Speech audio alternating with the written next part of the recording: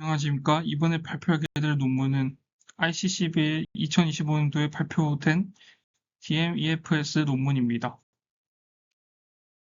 먼저 인트로덕션에 대해서 설명을 드리도록 하겠습니다. SOD의 기본 문제는 자간객체 검출이 잘 안 된다는 점이 있었습니다.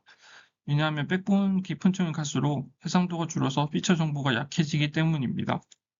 기존 SOD 방법에서는 세 가지 정도가 있었습니다. 첫 번째로는 갱기만 슈퍼 레졸루션입니다. 이 방법 같은 경우에는 개능 기반에서 만들게 되기 때문에 가짜 이펙트를 만들게 돼서 검출을 망치게 됩니다. 두 번째는 피처 이미테이션입니다. 피처 이미테이션 같은 경우에는 작은 객체와 큰 객체를 비슷하게 만듦으로써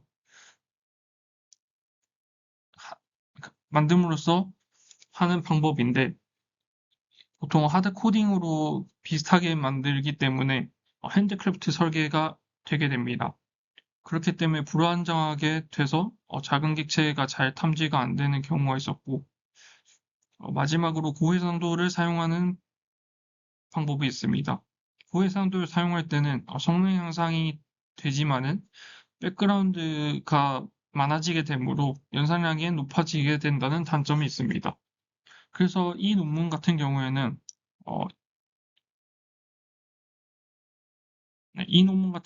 EFS, DFM이라는 것을 컨트리뷰션으로 가져가게 됩니다. DFS는 백분의 더 얕은 층을 사용해서 더 피처를 확장하겠다는 모듈입니다. 하지만 피처를 확장하게 됨으로써 성능 향상이 있게 되지만 연산량도 더 높게 됩니다. 그래서 FPS가 하락되는 문제가 있는데 이를 보완하기 위해서 DFM이라는 모듈을 추가로 사용하게 됩니다.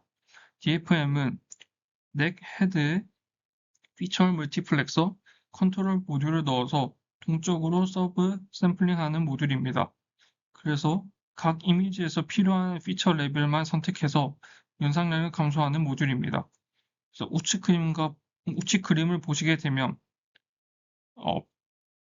베이스 폼은 이렇게 세 가지의 피처를 사용하게 되지만 EFS 폼 같은 경우에는 가장 얕은 피처도 사용하게 되므로 더 많은 피처의 정보를 사용해서 더 작은 객체를 잘 찾게 되는 점이 있었습니다. 그래서 이렇게 두 가지의 컨트리뷰션을 가지고 가는 논문이라고 보시면 됩니다. 다음은 메소드에 대해서 설명을 드리도록 하겠습니다. 먼저 DMEFS 프레임워크에 대해서 설명을 드리도록 하겠습니다. 우선 인풋으로 이미지가 들어오게 되고 그 다음에 백본, 넥, 헤드 이렇게 일반적인 그 디텍션 구조를 가지게 됩니다. 근데 앞에서 설명드린 것처럼 EFS 폼과 DFM이라는 것을 추가하게 됐는데 거기서 이제 컨트롤 모듈 그리고 피처 멀티플렉서 이렇게 두 가지를 추가했다고 보시면 될 것 같습니다. 그래서 이렇게 두 가지를 추가해서 작은 객체를 더 잘 찾았다라는 프레임워크가 되겠습니다. 먼저 컨트롤 모듈에 대해 설명을 드리도록 하겠습니다. 컨트롤 모듈에서는 먼저 각 GT 박스에 대해서 사이즈를 정의하게 됩니다. 사이즈를 하면 한 변의 길이를 의미하고 최대 그 길이는 640으로 설정이 되어 있습니다. 그래서 먼저 각 GT 박스에 대해서 인덱싱을 진행해서 각 GT마다 인덱스가 생기게 됩니다. 그리고 이 부분이 그 컨트롤 모듈에서 코드북이라고 하는 것인데 코드북의 구성을 보시게 되면은 상단에는 스케일이 나와 있고 가장 왼쪽에는 각 피처의 레벨이 나와 있습니다. 그래서 이 스케일마다 이 피처 레벨에 맞는 것만 1 아니면 나머지 다 0으로 처리하는 약간 원합 벡터 형식이라고 생각을 하시면 될 것 같습니다. 근데 이런 것을 얻어서 보통 아까 앞에서 설명드린 것처럼 멀티플렉서라는 걸 통해서 게이팅을 하게 됩니다. 근데 이 게이팅을 했을 때는 이 피처 레벨이 1인 것만 지나가게 되는데 여기서 우선 어떤 피처의 스케일이 이 스케일 그 사이즈에 최적인지를 이제 학습해야 되는 단계이므로 게이팅을 1로 다 설정을 해서 모든 피처에 대한 스케일을 학습을 하게 됩니다. 그래서 이렇게 학습을 하게 되는데 여기 우측 식을 보시게 되면은 이 타우라는 값이 보통 0.5로 진행을 하게 됩니다. 그래서 백본, 넥, 헤드를 거쳐서 아웃풋이 비빅박스 아웃풋이 나오게 되는데 이 비빅박스와 이 GT가 보통 0.5 이상 겹치는 부분이 있게 되면 이 스케일에서 1로 설정하게 되고 아니면 나머지는 다 0으로 그 코드북을 업데이트하게 됩니다. 그래서 각 이미지마다 이렇게 보트 매트릭스를 형성하게 되고 이 모든 스케일, 모든 객체를 반복을 하게 됩니다. 그래서 이 이미지마다 이렇게 생성을 하고 이것들이 모여서 에폭 동안의 모든 이미지의 보트를 또 합쳐서 에폭 보트 매트릭스를 생성하게 됩니다. 그래서 두 번째 식을 보시게 되면은 이전의 그 에폭 결과와 이 모든 에폭 결과를 다 합쳐가지고 최종적으로 에폭 보트 매트릭스가 생성이 되는 구조입니다. 그래서 이런 식으로 업데이트하게 되는데 이렇게 보트 매트릭스가 에폭마다 생기게 되면은 그 이렇게 어그맥스를 통해서 다 합치게 됩니다. 이렇게 합쳤을 때 이 합친 것 중에서 가장 맥스인 값만 1로 하고 나머지는 다 0으로 해서 최종적으로 코드북이 생성을 하게 됩니다.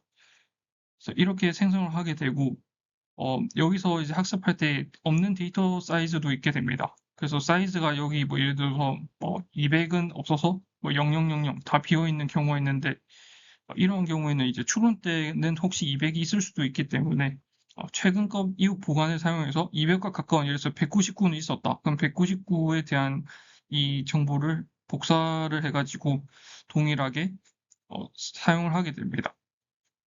그래서 이렇게 작동하는 것이 컨트롤 모듈이라고 생각하시면 될 것 같고 우측에 보시게 되면은 가장 크기가 작은 40 이하는 다 역시 그 가장 얕은 피처가 활성화되어 있는 것을 볼 수 있고 가장 큰 200 사이즈 같은 경우에는 가장 딥한 피처 값을 사용하는 것을 볼 수 있게 됩니다.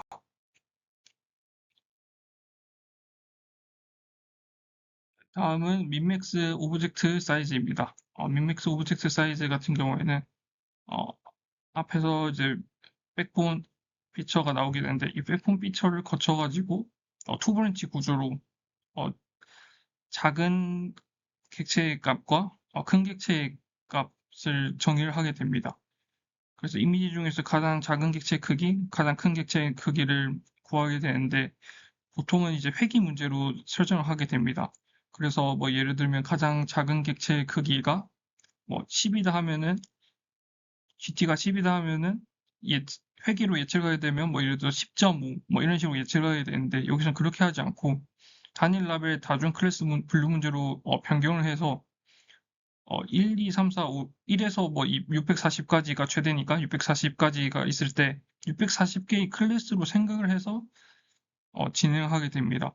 이렇게 했을 때는 예를 들어서 소프트맥스를 거쳐가지고 뭐 아까 200, 100에 가까운 값이 1이고 나머지는 다 0이 되기 때문에 더 좀 효율적인 문제로 이제 되게 됩니다.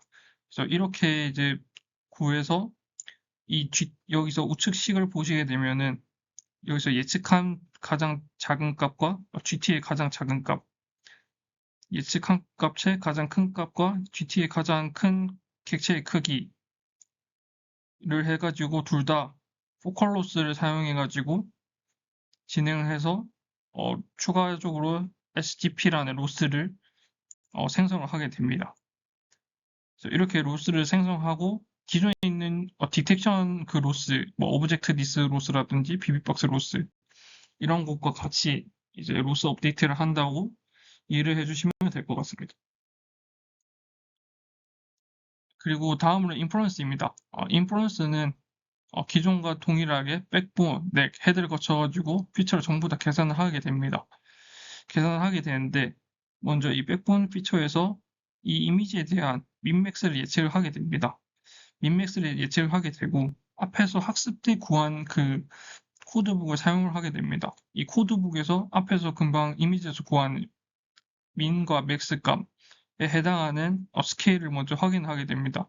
그래서 예를 들어서 민은 뭐 4, 맥스는 2 이렇게 그 스케일이 나오게 되면은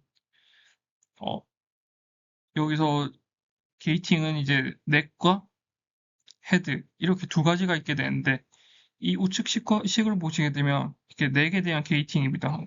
이 넥에 대한 게이팅을 보시게 되면은 이 맥스 값이 아까 2라고 제가 예를 들었는데 2로 했을 때는 2, 3, 4가 1로 되고 나머지 1은 0이 되는 구조입니다. 그래서 여기서 아까 2였으므로 2, 3, 4가 이 게이팅을 통과해서 피처가 계산이 되게 되고요.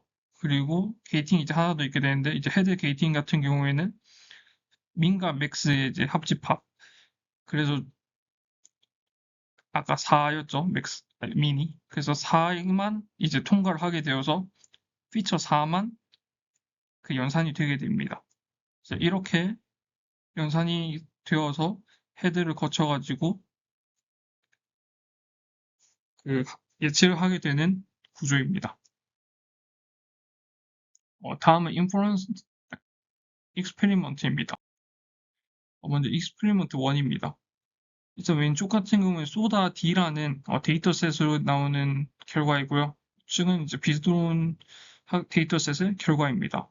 그래서 뭐 둘 다 보시게 되면은 기존에 이제 앞에서 연구되었던 다른 모델들이 있는데 이 다른 모델들보다 AP들이 다 소타인 것을 볼 수 있게 됩니다.